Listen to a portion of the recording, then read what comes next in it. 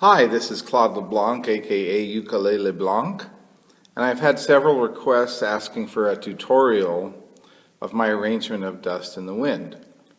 I don't usually do tutorials and I'm not really sure what I want to do with it, but I'll take you through my arrangement, which is available. There's a link that will be posted with this video to the tab and also to a full recording so you can play along with. For the purpose of this video, I'll break down the tab step by step, section by section, and explain what I do. Remember, when playing a song, you do not have to do what I do or even what the tab says. You can make it your own. Be creative. If you hear something different than what I heard, or if you'd like to do something different, feel free. That's what makes music such a wonderful thing. So we'll begin with the introduction section of Dust in the Wind. In the introduction to Dust in the Wind, it's a repeated pattern, first over the C chord. So we'll play a C, C major 7th, C9, back to C. Then A suspended 4, which is this chord, which is 2, 2, 0, 0. But this pattern that we started with the C's of 3, 2, 5, 3, we continue. So the first A suspended chord has the B on the A string. Then we go back to the 5, play the 3, back to the 2. Now since we ended on the 2, we're going to go back to the C chord, but we're going to play up in the 5th fret of the A string, a C9, C, C major 7th, C9. Then we go back to the A suspended 4, but with the C note, the 3rd fret of the A string, then the B, back to the D, back to the C, then we end with a G chord before going to a C chord. So that's the intro.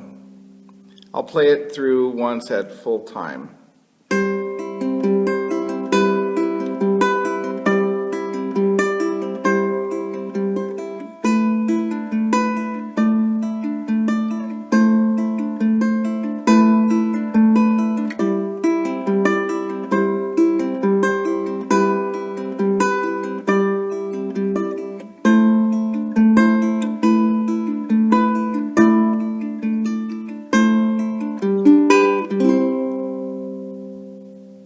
On the tab, I have given the option of strumming or plucking the verses.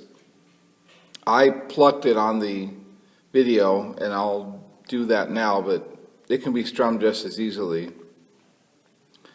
The first chord is a C, a G with a D on top, so you can see how that looks if you're looking at the tab, and then an A minor with an E on top.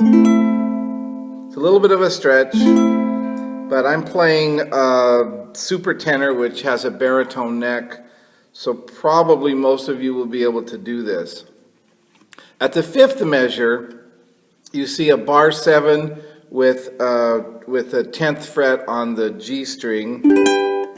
The bar goes down to the 5th fret,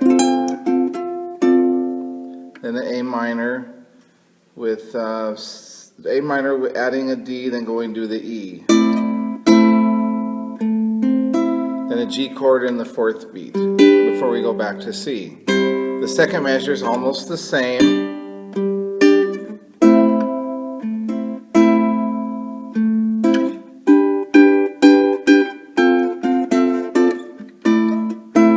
The only difference is that you don't play the G chord because we're going to go to a D.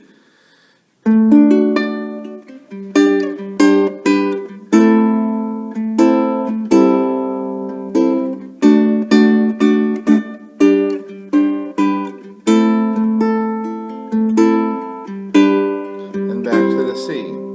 So the way that third line of the first measure reads is a D, which is a D with the high D note, then a G with a D, then C, B, A minor seventh, D, G, same thing we just did. Now I know the tab says G with a /B, which we would be adding the pinkie on the 4th fret of the G string, but you could do it just as well with just a G chord if that's easier. Verse 2 begins the same as verse 1, so I'm going to skip the first 2 lines. You can go back and listen to the first verse to practice with those. But I'm going to play through the second 2 lines of verse 2, which is the beginning of the second page on the tab. So we start with a D chord.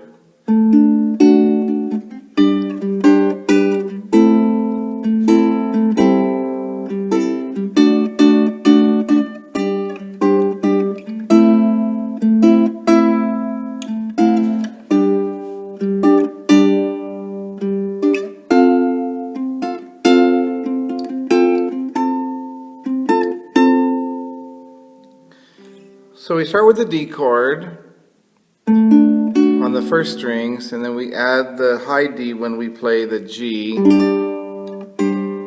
play the C, the B, back to the A minor 7th, D now with the high D, G, but we're going to go to the C chord, then back up to the high D note, and then the A minor with the 7, with the E on it, on the 7th fret. Add the 8 for us a moment. G with the high D. And we're going to play an F chord with the 5th fret bar and the high note on the 8th fret of the, which is an F, on the A string. Add a G on the 10th fret and then an A on the 12th fret. So that's how verse 2 goes. The interlude that follows verse 2 is a little tough. I'll take it real slow and I'll just do a line at a time. I find it the toughest part to play on the whole tab. And if you listen to the original recording, you'll hear I even slow down a little at that point. Those are my limitations. So it starts with the A minor chord with the high D, then a G with the high D,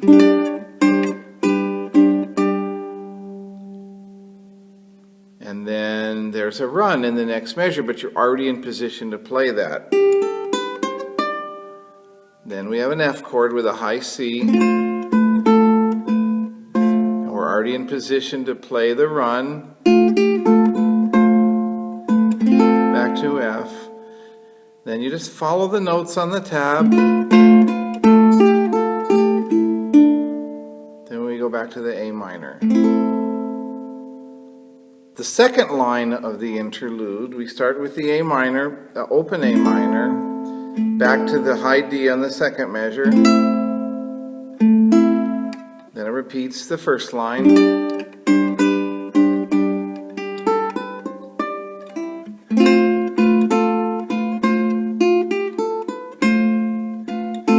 So that's all the same as the first line, but it's the last measure that's a little different. And we start with the F.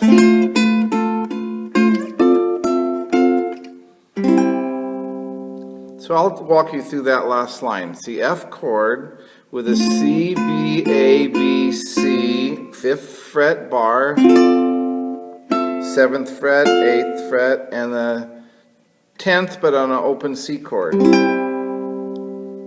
It's very doable, it just takes a little more practice. Lines 3 and 4 of the interlude I've split into 2 parts on the tab, so it sounds more like the original recording, where I would have ukulele 1 play the melody like that, while ukulele 2 is picking the chords like the introduction.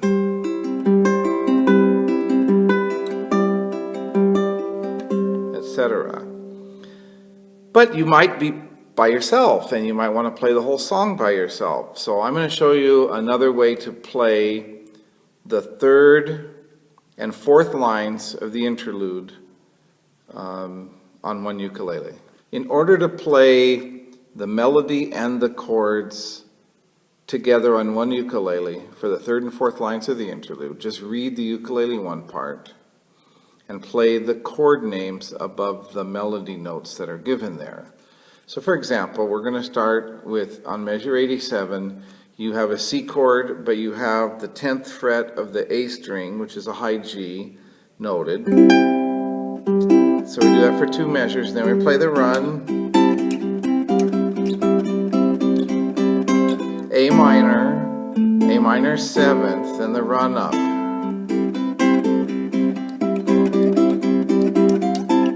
Then we're going to do the run down again.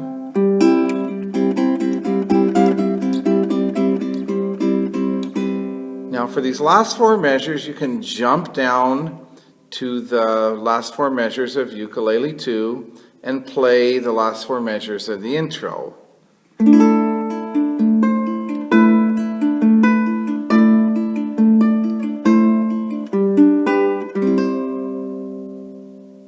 Verse 3 is very similar in the first 2 lines to verses 1 and 2 with a variation on the melody. So I'll play this for you slowly so you can hear it. We have a C chord, a G with a high D, then an A minor with a high D, but then it releases to an A. We have the G, bar 7 G,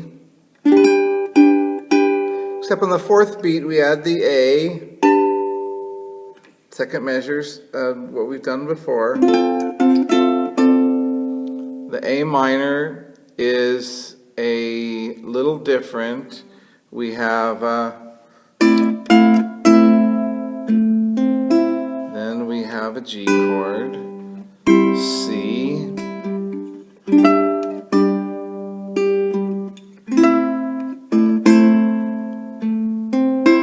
measure 115.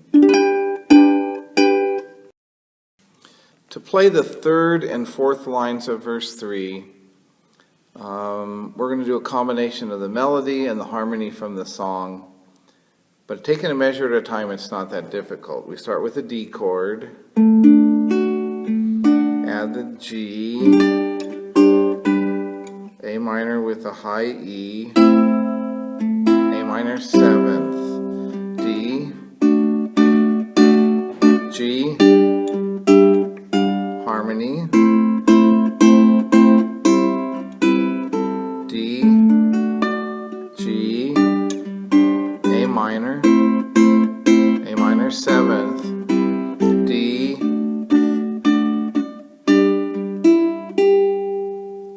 The ending is very similar to the introduction, except it's all in the A suspended 4 chord. So we start with a 0 in the high string because we're ending the melody from verse 3.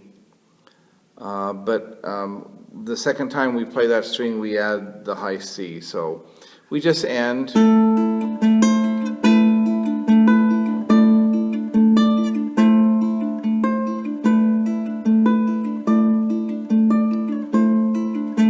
Now the recording fades out, but you won't be able to do that.